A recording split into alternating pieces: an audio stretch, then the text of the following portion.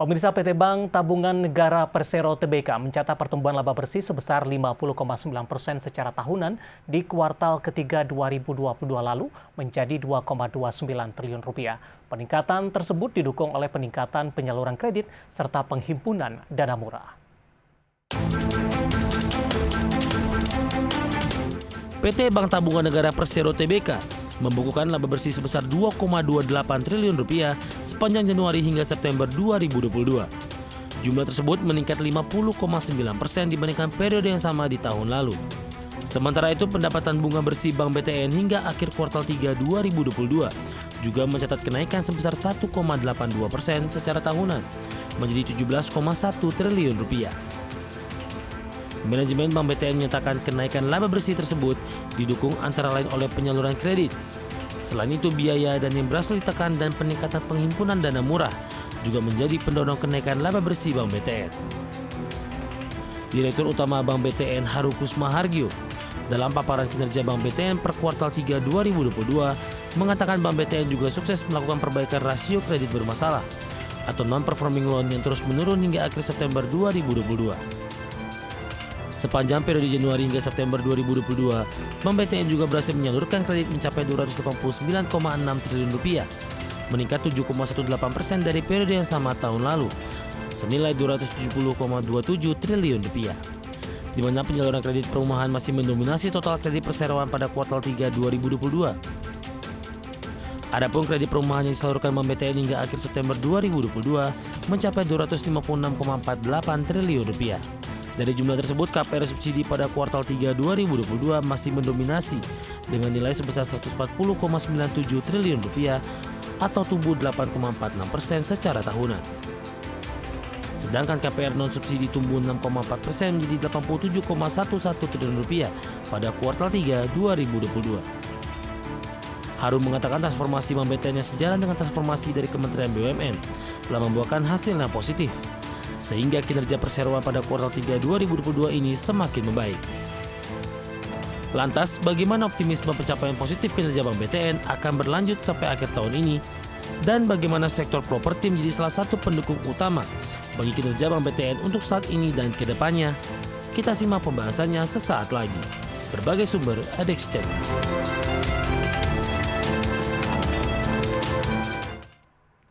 Dan untuk membahas tema kita kali ini, membedah kinerja keuangan Bank BTN kuartal ketiga 2022 dan prospek pembiayaan perumahan di tahun 2023, sudah tersambung melalui Zoom bersama kami, bersama dengan Bapak Haru Kusmahargyo, Direktur Utama PT Bank Tabungan Negara Persero Tbk. Kita akan langsung sapa saja Pak Haru, selamat sore. Apa kabar Pak? Selamat sore Pak David, kabar baik, apa kabar? Kabar baik juga Pak Haru, terima kasih sudah meluangkan waktu di Idea Channel. Topik kita menarik ini Pak Haru, membedah kinerja keuangan Bank BTN di kuartal ketiga 2022 dan juga prospek pembiayaan perubahan di tahun 2023 mendatang. Dan mungkin saja ini juga bisa menjadi referensi nanti Pak Haru, terutama bagi para investor di pasar modal Indonesia. Mengawali perbincangan kita kali ini, Pak Haru, bisa diuraikan tidak Pak realisasi kinerja BTN sampai sejauh ini, terutama dari sisi penyaluran kredit, pendapatan maupun dari sisi laba bersih? Ya, baik. Syukur alhamdulillah pada September triwulan 3 2022 kinerja BTN menunjukkan peningkatan baik dari sisi kredit maupun laba bersih ya. Untuk kredit secara umum tumbuh kurang lebih sekitar 7,6% dan ini ditopang juga oleh KPR yang kurang lebih tumbuh secara rata-rata. Kalau dari sisi subsidi itu bahkan lebih tinggi 8,4 dan yang non subsidi kurang lebih 6,4. Tapi di luar itu banyak sekali upaya-upaya yang bisa mendorong peningkatan laba yang signifikan, yaitu 50% pertumbuhannya secara year on year. Itu disebabkan oleh dua hal utama. Pertama adalah efisiensi dari biaya dana. Yang ini turun signifikan 2 tahun terakhir ya. Mungkin sebelumnya kita pernah lihat 4,7 di 2020, kemudian 3,6 di 2021, kemudian di September tahun ini turun lebih rendah lagi, kurang lebih di 2,6.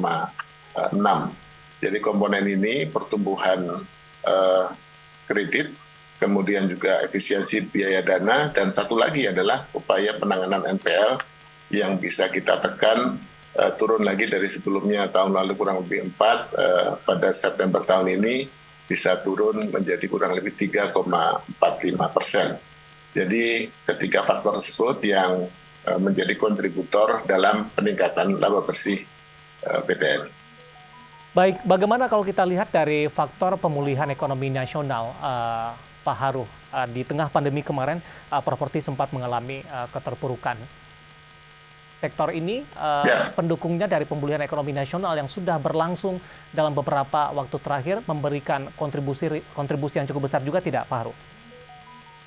Ya, memang kita juga tidak bisa mengelak ya adanya COVID-19 sehingga pelambatan perekonomian itu juga berdampak. Tapi kalau kita lihat sektor properti sendiri selama pandemi itu tumbuh positif, jadi tidak banyak sektor ekonomi yang masih tumbuh positif di masa COVID ya.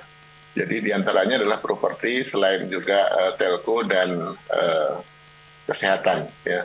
Dan ini merupakan sebenarnya pendorong bahwa sektor properti masih tumbuh walaupun melambat. Dan di masa-masa saat ini di mana terjadi pemulihan, tentu kita melihat bahwa penanganan COVID yang sangat baik itu juga mendorong kembali permintaan akan properti, khususnya rumah-rumah yang sederhana atau menengah ke bawah. Dan ini nampak pertumbuhan yang meningkat di tahun 2022. Dan bisa kita lihat mungkin sampai dengan akhir tahun mudah-mudahan kita bisa tumbuh mendekati 9% di akhir 2022. Dan juga tidak terlepas dari beberapa insentif yang diberikan pemerintah, terutama dalam hal PPN ya, ada PPN yang ditanggung pemerintah untuk yang menengah ke bawah, itu juga mendorong permintaan. Dan tentu juga subsidi yang diberikan pada tahun ini, itu jumlah unitnya adalah kurang lebih 200.000 unit. Dan biasanya BTN mengambil kontribusi kurang lebih sekitar 80-85% dari total unit subsidi yang diberikan. Dan berita gembira adalah tahun depan 2023 pemerintah juga menaikkan pagu fasilitas likuiditas subsidi ini menjadi 220.000 unit. Dan ini merupakan pendorong. Kalau kita lihat dari angka 220 tahun depan dibanding dengan 200.000 tahun ini, kurang lebih pertumbuhannya 10%. Jadi kita yakin bahwa mungkin di tengah proses yang kita lakukan, transformasi dan sentralisasi, digitalisasi, permintaan pun akan meningkat. Dan ini tentu operating cost juga bisa ditekan, sehingga kita bisa terus tumbuh kurang lebih 10% di tahun depan. Jadi saya kira di tengah meningkatnya suku bunga ya, kami masih yakin bahwa pertumbuhan GDP masih positif, barangkali tidak setinggi tahun ini, tetapi mungkin masih berada di kisaran kurang lebih 4%. Ini yang membuat kami juga optimis bahwa 2023 kita masih bisa terus tumbuh, khususnya di sektor properti yang terus didukung oleh pemerintah. Baik, Pak Haruh, dari sisi penyaluran kredit ini, terutama dari segmen subsidi atau non-subsidi, memang mungkin dari BTN persentasenya lebih besar dari sisi subsidi. Kita ingin juga lebih tahu lebih detail, Pak Haruh, ini pertumbuhannya seperti apa? Kemudian dengan adanya insentif yang dilakukan pemerintah, apakah ini juga memberikan booster juga atau mempercepat laju dari pertumbuhan subsidi maupun non-subsidi dalam hal ini? Ya, tentu juga selain juga peningkatan jumlah subsidi, tetapi juga beberapa kemudahan-kemudahan yang diberikan, subsidi yang bertambah tadi 10%, ya ada keringanan pajak dengan juga perpanjangan restrukturisasi. Kami memiliki kesempatan untuk terus meningkatkan performa kinerja dari nasabah untuk memberikan mereka waktu lebih panjang untuk bisa pulih. Dan setelah pulih tentu mereka akan kembali melakukan aktivitas bisnisnya, melakukan pembayaran, dan juga kami pengembangan ke sektor-sektor non-KPR di perumahan. Jadi banyak juga customer-customer yang telah selesai program KPR, baik subsidi maupun non-subsidi, kami terus lanjutkan layanan pembiayaannya ke sektor-sektor perumahan yang non-KPR. Misalnya kredit-kredit yang dengan jaminan rumah, baik untuk kepentingan renovasi, kemudian juga melakukan pembiayaan UKM gitu, atau melakukan pembiayaan kebutuhan-kebutuhan rumah tangga yang lain. Ini terus kami dorong untuk melakukan diversifikasi ke depan agar proses journey dari customer terus bisa kita ikuti, bahkan mereka setelah mereka selesai dengan pembiayaan KPR-nya, khususnya di rumah pertama. Baik, Pak Haru, ini terkait dengan penyaluran kredit ini, terutama kalau kita singgung dari sisi kredit macetnya atau non-performing loan dari Bank BTN.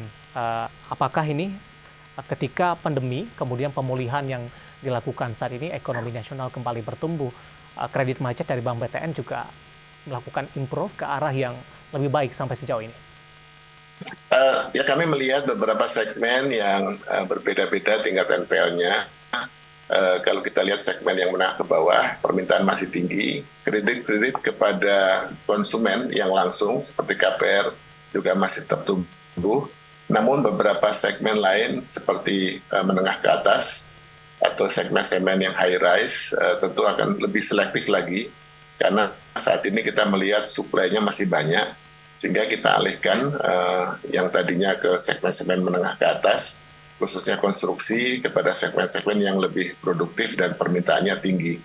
Dengan begini maka pertumbuhan kredit itu menjadi lebih sehat, NPL yang bisa lebih ditekan. Jadi selain juga selektif ke segmen-segmen yang memberikan potensi pertumbuhan tinggi dan juga potensi NPL-nya rendah, kita juga meningkatkan proses risk management yang lebih baik ya, sentralisasi, model bisnis yang lebih efisien, itu membuat operating cost juga lebih rendah. Ini yang upaya yang kami lakukan untuk terus meningkatkan kinerja BTN ke depan, terutama tadi penanganan NPL yang ada.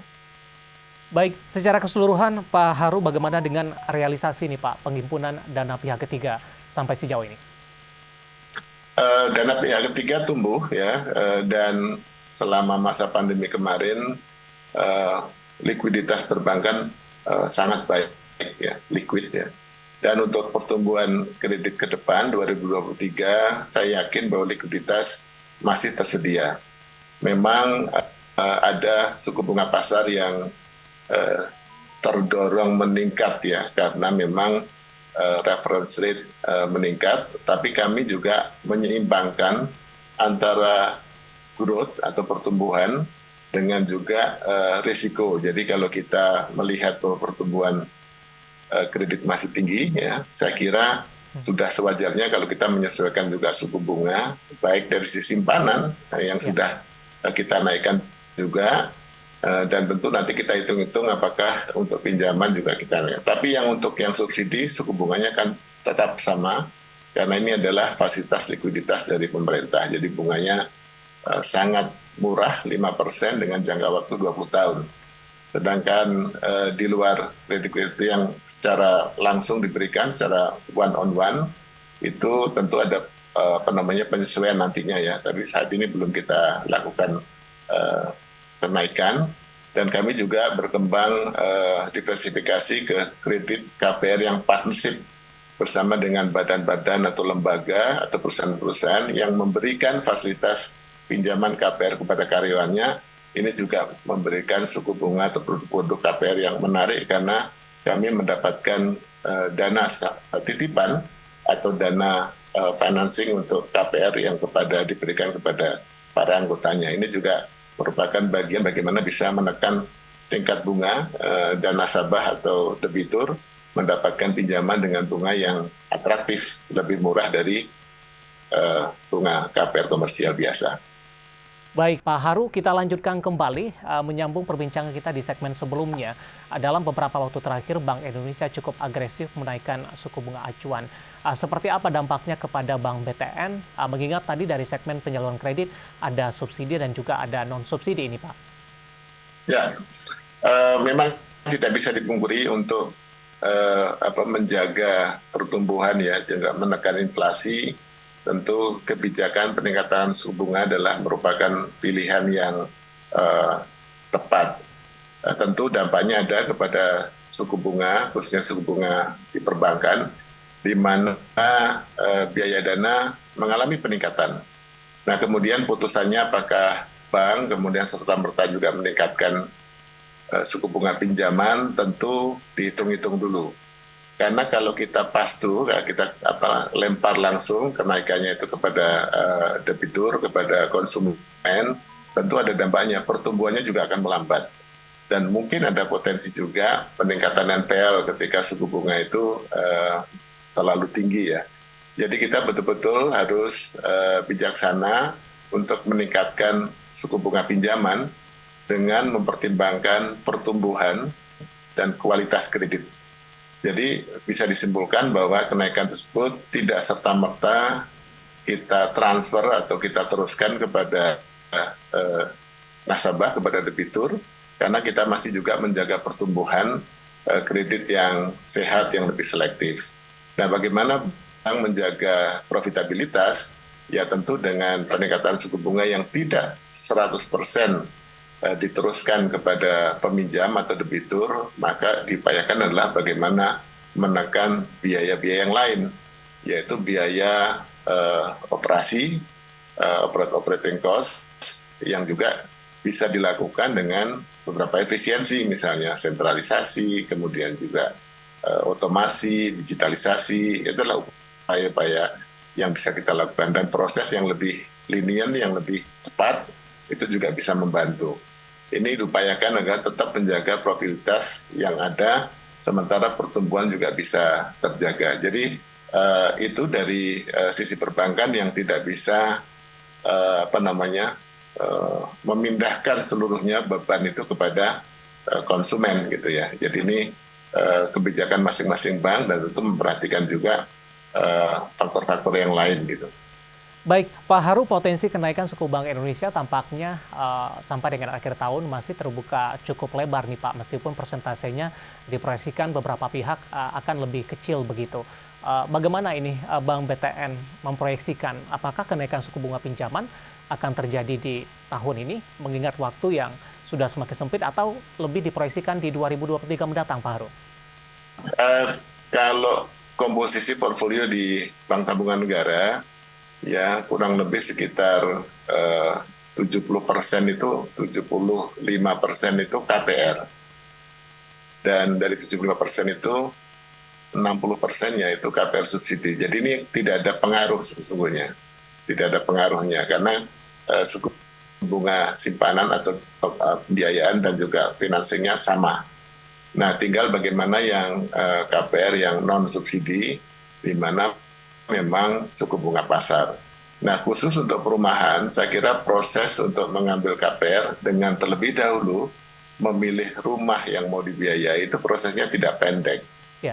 Jadi biasanya masyarakat itu tertarik kalau rumah pertama, lihat iklan atau pameran,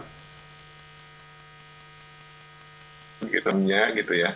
Prosesnya agak lama, dan selama itu biasanya bank-bank itu memberikan bunga promo ya. Jadi saya kira 2022 ini tidak ada kenaikan. Ya, 2023 nanti kita lihat lagi. Jadi penawaran-penawaran ini masih berlaku di 2022. Baik, Pak Haru, dengan realisasi kinerja sampai dengan kuartal ketiga di 2022, bagaimana prospek sampai dengan akhir tahun, Pak?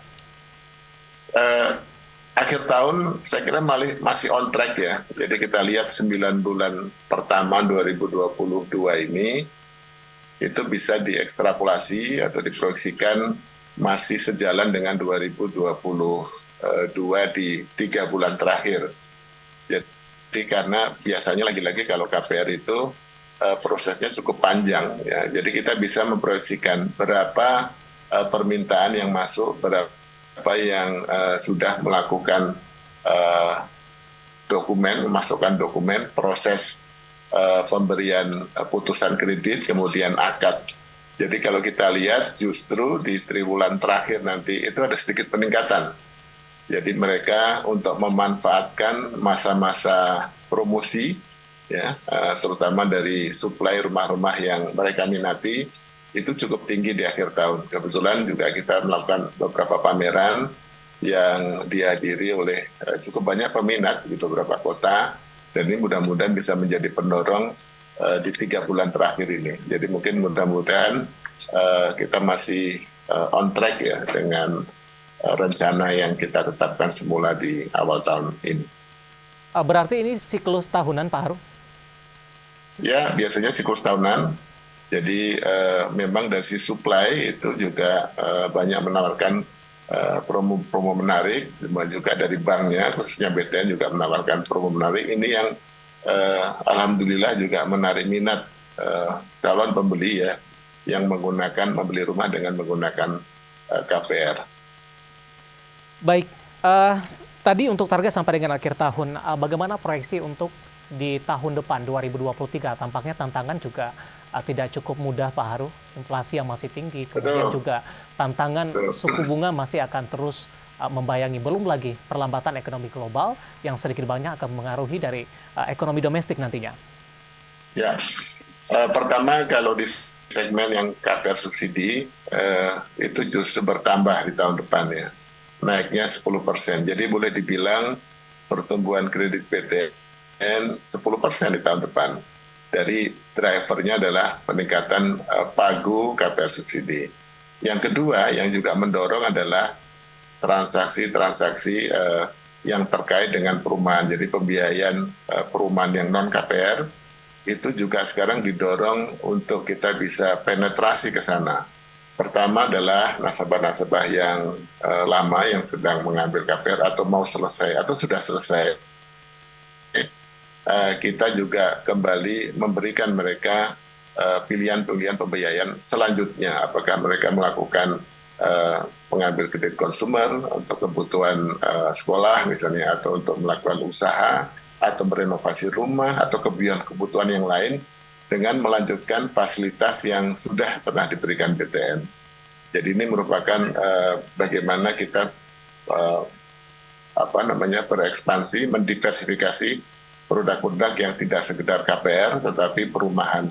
Kami juga ekspansi ke sektor-sektor pendukung perumahan seperti penyedia jasa perumahan, broker, kemudian juga penyedia bahan-bahan bangunan gitu, dan juga transportasi yang terkait dengan perumahan. Ini juga merupakan potensi yang akan kita gali di 2023. Jadi kami akan ekspansi ke perumahan dalam arti luas ya, bukan cuma sekedar KPR.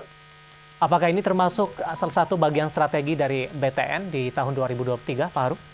Ya, dengan peningkatan suku bunga, sementara upaya untuk menurunkan biaya bunga itu menjadi lebih sempit, lebih terbatas lagi di tahun depan, tentu kita juga harus beralih juga untuk bisa mendiversifikasi produk kita, bukan cuma KPR, tetapi juga kredit-kredit lain yang masih terkait dengan perumahan, yang memberikan yield yang lebih tinggi dan jangkanya lebih pendek.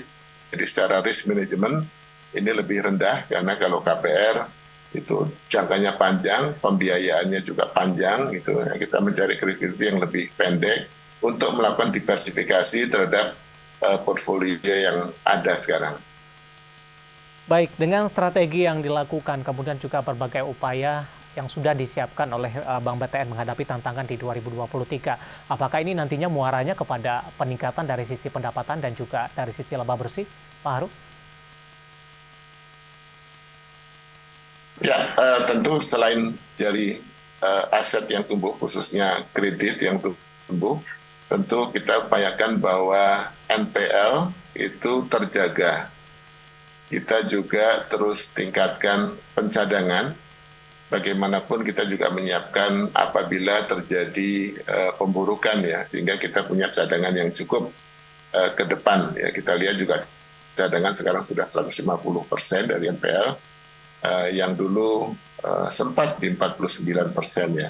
Kemudian juga bagaimana upaya untuk ekspansi ke sektor-sektor yang terkait dengan perumahan dan relatif lebih memiliki yield atau revenue yang lebih tinggi. Saya kira 2023 kita tetap optimis karena permintaan perumahan masih ada, suplainya cukup, dan dukungan pemerintah berupa beberapa hal termasuk PPN dan juga perizinan yang sekarang juga lebih efisien, ini lebih membuat dari sisi supply itu bisa memberikan output yang lebih terjangkau buat masyarakat.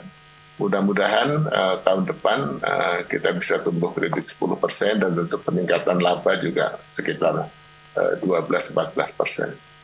Baik, Pak Haru, waktu kita cukup terbatas dan pembahasan tadi nampaknya mengakhiri kebersamaan kita di Bincang Emiten kali ini. Dan semoga yang kita bahas bisa menjadi referensi bagi pemirsa Idea Channel. Terima kasih Pak Haru, sehat selalu. Sama-sama Pak David. Baik. Sehat selalu. Terima kasih, selamat siang. Terima kasih, ada Bapak Haru Kusma Hargio, Direktur Utama PT Bank Tabungan Negara Persero Tbk. Dan tadi kita membahas membedah kinerja keuangan Bank BTN di kuartal ketiga 2022 dan prospek pembiayaan perumahan di tahun 2023 mendatang.